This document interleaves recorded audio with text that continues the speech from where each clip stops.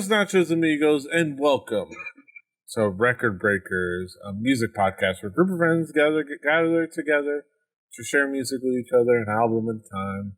It's like a little book club for music. I'm PD Rave, and I'm here with my crew, my squad, my team, my quorum. We've got David. Peter is using a device that could record or broadcast this call. Mm-hmm. We've got Drew. This is Picard's favorite drink. Tea. Earl Grey. No longer hot, though. It's kind of cold. I've been sitting on it for like 40 minutes. Lukewarm. And we've got Brett. So I left this Game Boy on for like a couple of days after the last time accidentally. It still fires up. 15 years of charge. Yes. So I want some of that Nintendo battery in my next car. Yeah. Love to see it. Yes, you love to see it. Tesla needs I to talk literally with left it whoever on for made like days. And it still has juice. That's why it beat. That's why it won. But speaking of Game Boy era, speaking of that era, we're talking about an album. The provider of the album this week is David. David, what have you brought for us this week? Coming into 2021, I feel like I have really gotten a worm of a music genre stuck into my system known as synthwave. And yes, Drew, we can hear the TV. Synthwave is a genre that harkens back to the 80s. It's pop, it's instrumental, it's a little bit dark, it's a little bit vibey, but the general thing is that it has a beat and you can dance to it if you have no shame. And I figured it'd be time for me to bring, like I did in 2020 with some future funk, going into 2021, I feel like I'd bring some synthwave. And the thing is, it might also have to do with that song from The Weeknd being pretty much inescapable, but what can you do? The thing about synthwave is you'll find playlist after playlist after playlist, so finding an album is a little tough. I had to really find the right album. I found Zeta a little while ago, but this album from artist Rainsword 10 is very much in line with what I was looking for. Sorry guys, it ended up being a little bit longer than I realized about 6 tracks in. It's kind of a long album. It is Rainsword's 10. It's a little bit of a lengthy one. 10, 10, 10, yes. 10, 10. 10. Not that 10 album. Drew, what were your expectations coming into this album? Well, for me, my expectations kind of started in a weird place because I knew David, and I saw the album cover in a small square on Spotify and sort of glanced at it. I was like, oh, that's a weird album cover that looks like, to me it looked like some sort of pedal board or mixer or something. I was like, this is probably going to be some sort of weird prog rock thing. Should have looked a bit closer at the icon that I was seeing. So my expectations were wrong. Yes. Brett, what were your expectations? Yes. Brett, what were your expectations coming into this album? I also didn't know what I was getting into in thumbnail form, and then when I opened up, I was like, oh, I bet I can guess what this is going to be, and then I hit play, and I was like, oh, okay, and then track 2 came along, and I'm like, oh, okay. So, yes, I would not have guessed this, but I will say the first thing I saw after I saw the album art was the 1 hour and 31 minutes right next to it. I legit didn't know. But also really that could or could not come into the rest of my review. Yes. You'll have to wait and see. Have to wait and see. After this commercial for boner pills. Yes. Yeah, I mean, it was tough to know what to expect until you press play, but, and looking at the album art, but I wasn't sure exactly what to draw into and what to expect. But it was interesting what we got. David, how would you describe this album musically? It is very much in line with the idea of retro 80s synthwave, but done in a modern production.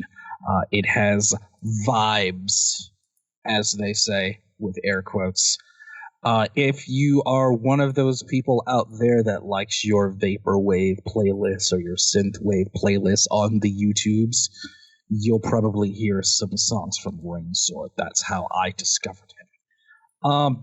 A lot of this melts together, but it is mostly instrumental. There are vocals here and there. I think that this is a good background album, but in the best way possible. You can put this on in the background kind of when you're cooking in the kitchen, cleaning up the apartment, folding laundry. Fixing software on computers. Fixing software on computers, and the whole time you can just kind of... It'll keep you at a relatively even level. It doesn't drop off too much. It doesn't go too high. It maintains a certain good vibe and level throughout. And I think there's something to say about that. I think that that's something that works for synthwave in a lot of ways. It has its place. It has its atmosphere. And you'll hear that in spades, except with those little flashes outside of the basics of the genre. You'll hear the occasional bleep and bloop that isn't necessarily your vibey, synthy kind of sound. You'll hear the occasional twang that comes out of nowhere. Vocals are sparse, but when they're there, they are useful. They work. They have a place. And I think overall this is a good atmosphere album for the middle of the day when you're running errands or something. Mm-hmm. Drew, how would you describe this album musically? Well, the thing about this album is that it happened to me in two waves in my head. When I first started getting into it, I was like, oh, okay, this is more of the riding the retro wave sort of thing. And then partway through, I realized there's a lot of, it feels like there's a lot of Sega influence in this. And it shows, and it's great. At a certain point, I was writing my notes, and I had this album on as I was, poking around, writing my notes, trying to finalize some things. And my girlfriend from the corner of the room said, "Are you guys reviewing a video game soundtrack?" So I knew I wasn't far off with that. Not yet. Cuts from the Crypt, or Killer Cuts, sorry. Still. Oh, Killer Cuts would be fun. But I'm just gonna do the announcer voice a bunch, FYI, if that happens. But it's good. The hour and 30 minutes was mentioned as a detriment. I don't think so, personally. Because sometimes, to me, I wish more retrowave sort of outrun people who work in this milieu would use more time on certain tracks. And there were tracks on this that were 4 or 5 minutes long that had room to breathe. And I think that's kind of a good thing overall. It does feel good. It is a feel-good album. The Google blurb on the side actually says, in an attempt to create nostalgic feelings of lost summers and good vibes, and I don't think that's wrong. Deej said that it doesn't ever lose too much, and it doesn't ever over hype anything. It's sort of right there in a sometimes it goes dark mysterious, sometimes it's happy fun, but it's always in that sort of middle ground of the kids would say a vibe, as it were. And I think that that's a good way to describe this album, is that good vibes will be had when listening to this. And it let me get through a lot of weird days, as it were, as I said. Yeah. fixing broken software on computers. So. Yeah. You weren't the only one. Yeah. Brett. Yeah, we had the aftermath of broken software. Brett, how would you describe the sound musically? Well, I'll just start out and say I don't know the sweet science of synthesis, but I have poked around with a microKORG for a little while, and I brought Kavinsky's Outrun and some Kraftwerk and some Paul Hardcastle, so I will speak to it with what knowledge I do have. But I will tell you, this is not your run of the mill like Kavinsky like. Mainly in the drum beats, it's not just like your super reverbed out like delayed toms with the reverse cymbals, like the reverse crash that like is super like delayed out and echo. There's a lot more sounds of funky 80s music from genres other than like your the synth heavy stuff that we all see Outrun. Like it's not less video game and more R&B and more like pop. There's some pop sounds in here. Are you telling me there was 80s music that wasn't in Miami Vice? Is that well? There was digital instruments done by people of color that I think that there was some themes drawn from, because there's some like 80s R&B tone that is nailed, absolutely nailed. And there's mostly no vocals, which makes this endlessly listenable while you're trying to figure out why Windows is being dumb. And like, let me tell you, I was not complaining about having Windows more. is dumb a lot. Yes, let me tell you. There's a saxophone.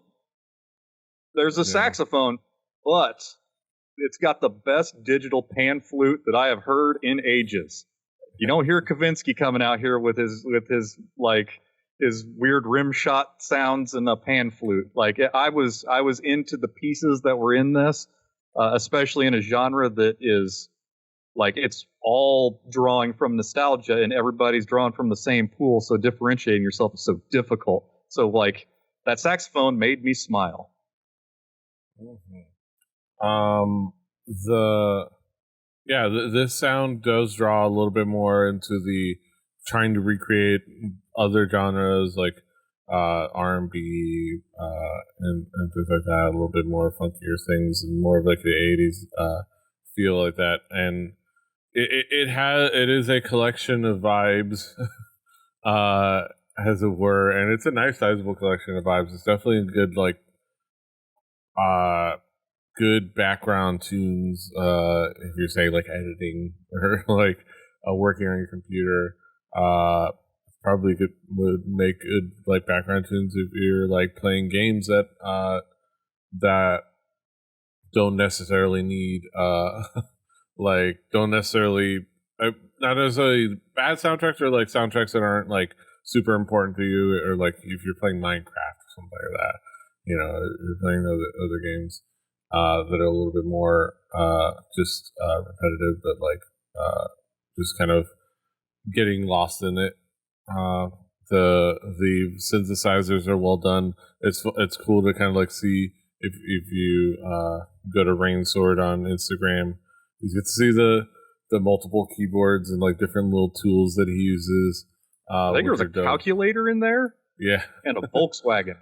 Yes, which is fantastic. And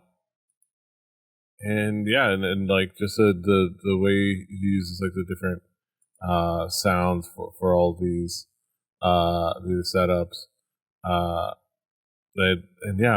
When the vocals come in, they're fun, and I wonder if it's the guy, if it's Rainsword himself, or if it's Miles himself, or if it's a guest singer of some kind. But I bet we could reach out and find out, because he seems to be very gettable. Yeah. But this is very much retrowave in that sense of like using synths, but using also other instruments and instruments of various genres, which is #interesting. Well, Take a drink. Yeah. Let's talk about some key tracks. David, what would be some of the key tracks to zero in on? The opening drum hit in Remember Me almost invoked a Teddy Riley New Jack Swing vibe in that late 80s, early 90s space. And man, does that hit me right in the right spot. The main verse in the song High Class has kind of a cowboy vibe, because why not? We all like some cowboy shit, don't we? Breakpoint. This is where it gets really, really Sega. Very Swega. And the lead melody has some twang. Swega. I like it. Yes. Gotta go fast. Drew, what would be some of the key tracks for you? And Starshine. Starshine. Yes. Drew, you're muted still.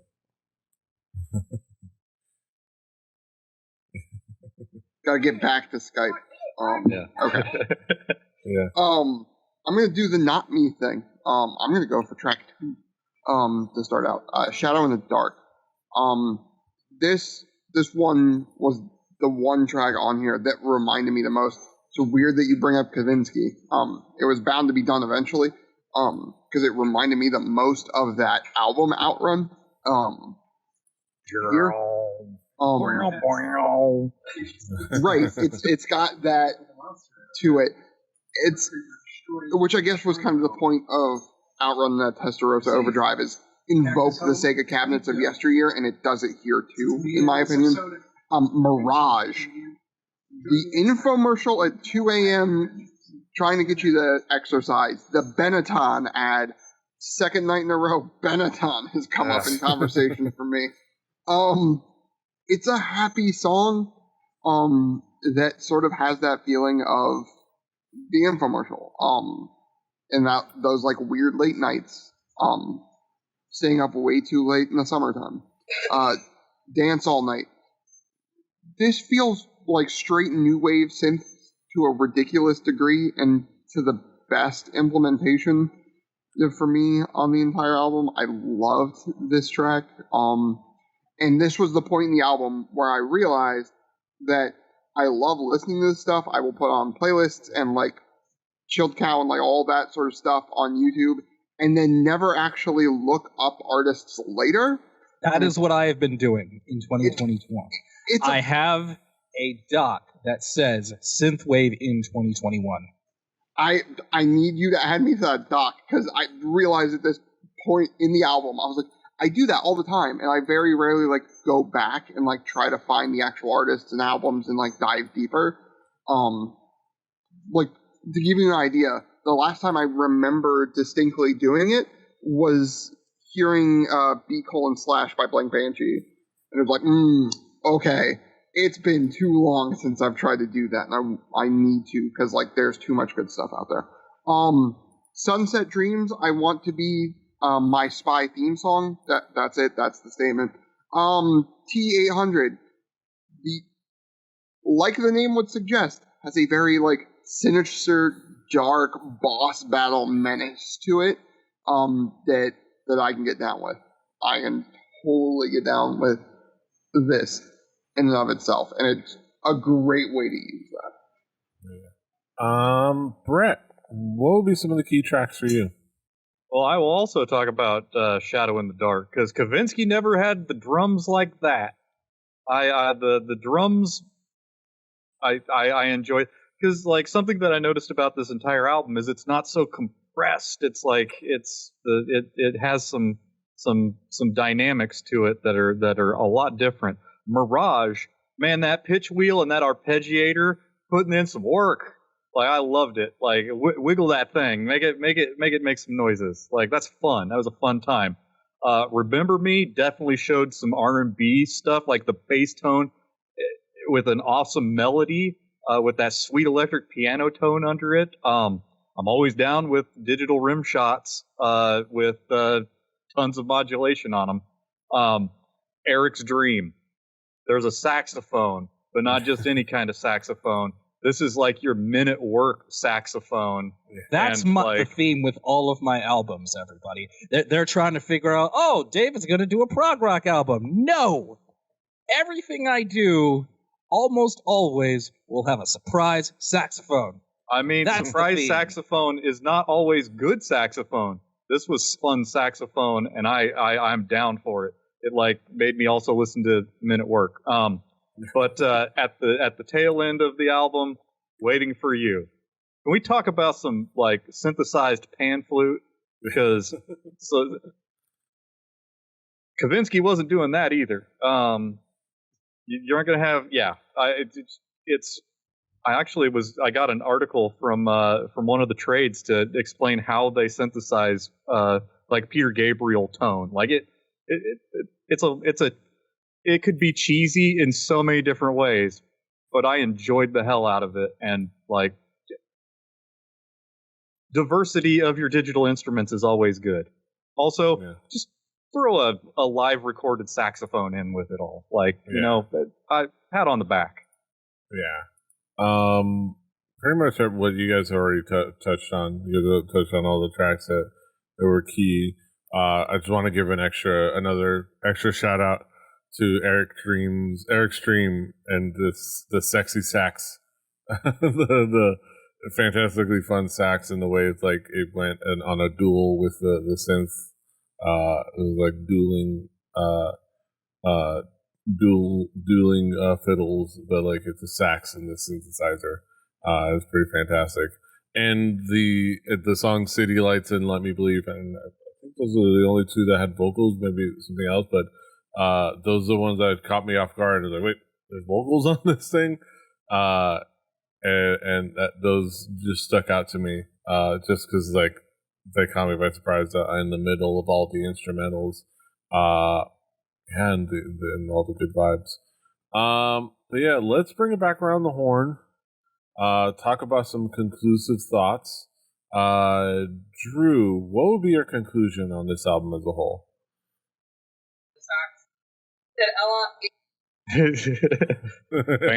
Bass talk. When you need it, I'm here for it. Let's talk about bass guitars. Talk about bass, baby. Bass. Sorry. We're all about that bass here. No, how low can you go? This is one of those albums that makes me realize how little I, in my day to day, like go out in like the things I'm listening to and the playlists I do tend towards looking for the individual and looking for the albums that it comes from and realizing I need to be better about that as a consumer and listener of music. Because it is good enough to where I would probably hear something from this album on any random number of playlists I throw up on YouTube to have like an instrumental in the background while I work. And yet I don't go back and go like, okay, what was in this? Like, who is making it? Like, it's very, very rare that I do that. And this makes me want to do it more because I could have probably been listening to this before and I didn't. And that's bad on my part. This is something that I should have had in my repertoire. This is songs from this album should have been in playlists that I make, and they weren't. This is me saying, don't be that guy. Because Jesus Christ, this record is great. Yeah. Brett, what would be your conclusion on this album as a whole? Well, it's really hard to break into new ground with a genre like this, and like you have to really stretch not to sound like other people or lay the cheese on, because you can really like make this into like a parody if you lay on the cheese too much. But this had a different sound to it, and like on so many songs I would hear something and immediately go like, hey, I think I know what he's doing here. And like I really dug like the callbacks, but also how different this sounds from like your run of the mill.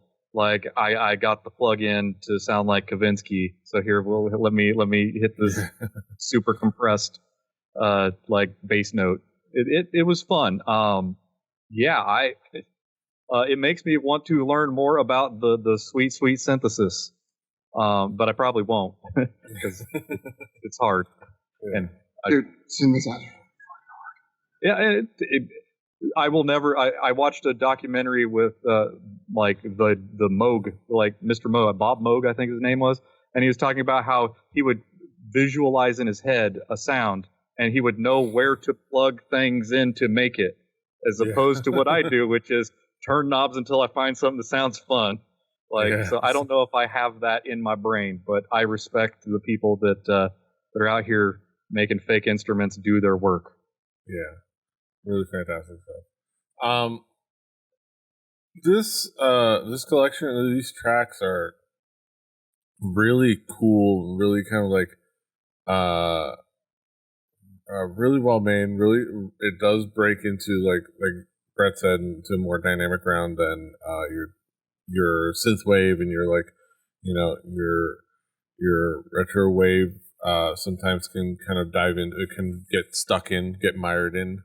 It just got out of habits, out of like what feels fun and what feels right. You can always kind of get into like some habits, and they're not bad. They're fun albums, but it's good to get something going through that. Somebody go into that approach and having a broader, more higher spectrum approach to that, and having a different idea of what that's supposed to be, which is really cool, and it's made really well. And it's nice to just experience, especially from somebody who's seemingly so young. I think he's like he might be in his 20s. The Facebook group says of the group said 22, but I imagine that was made a few years ago. Or some time ago.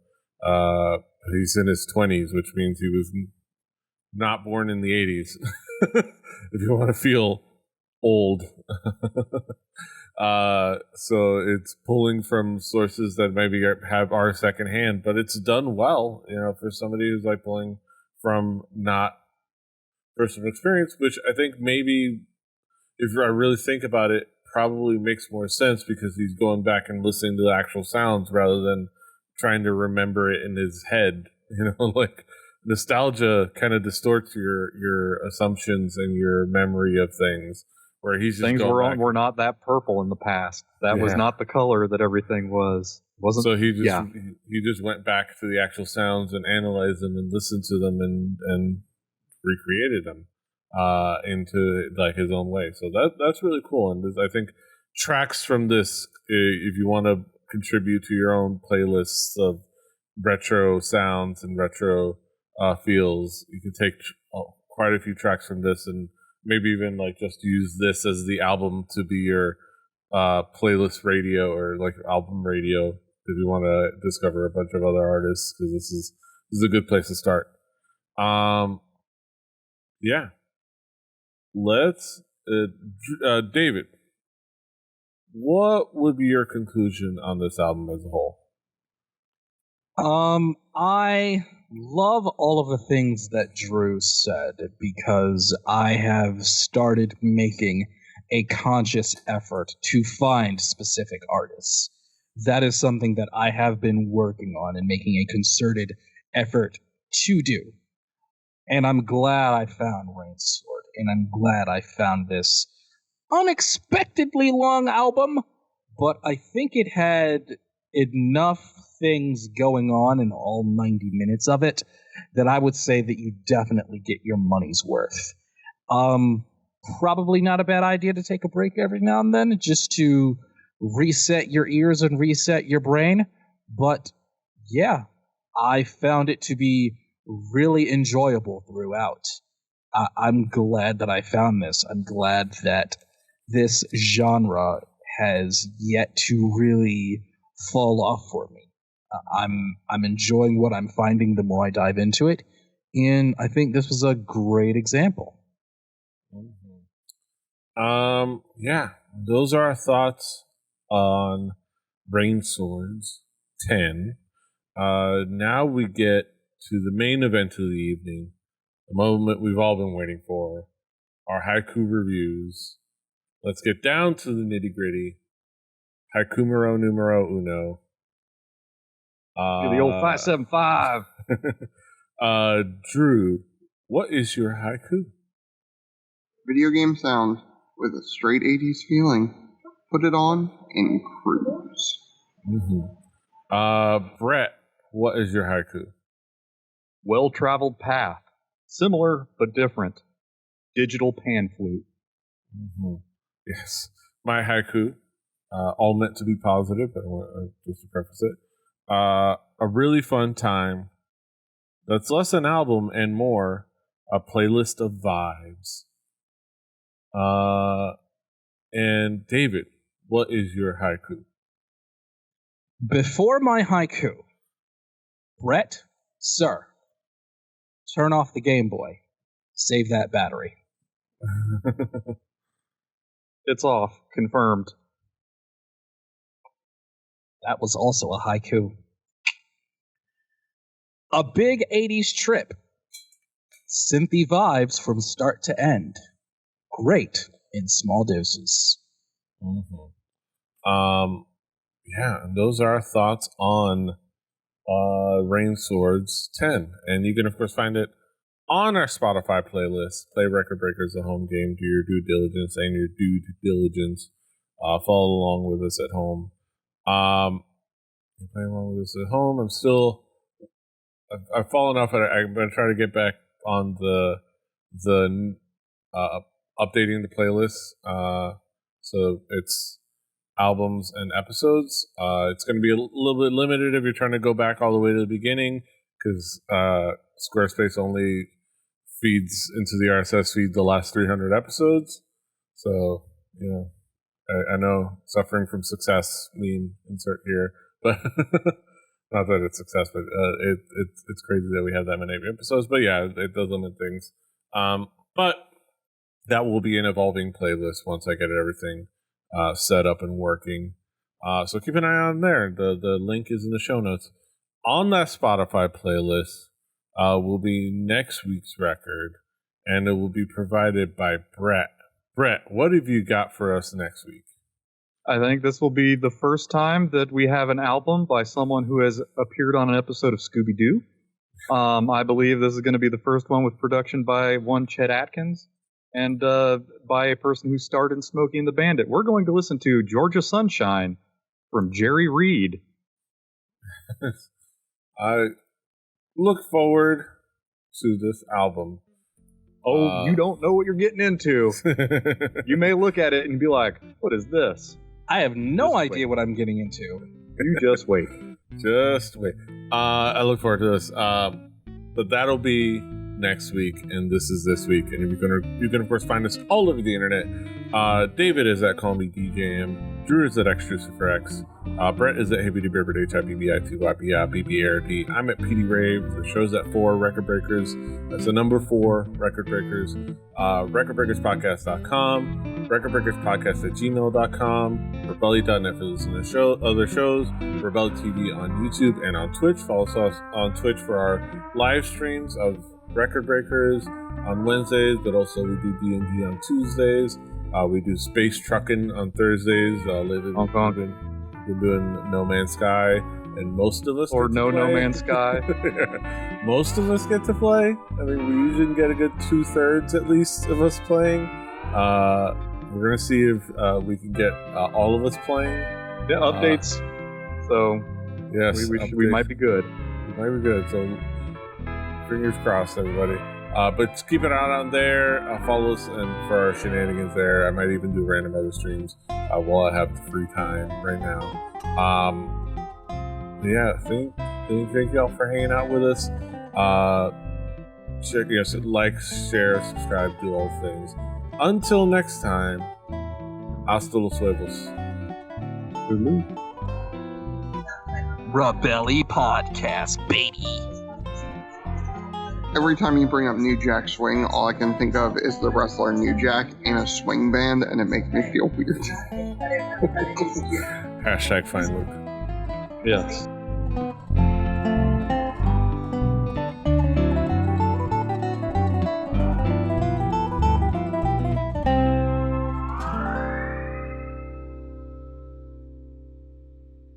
Diamond Club hopes you have enjoyed this program.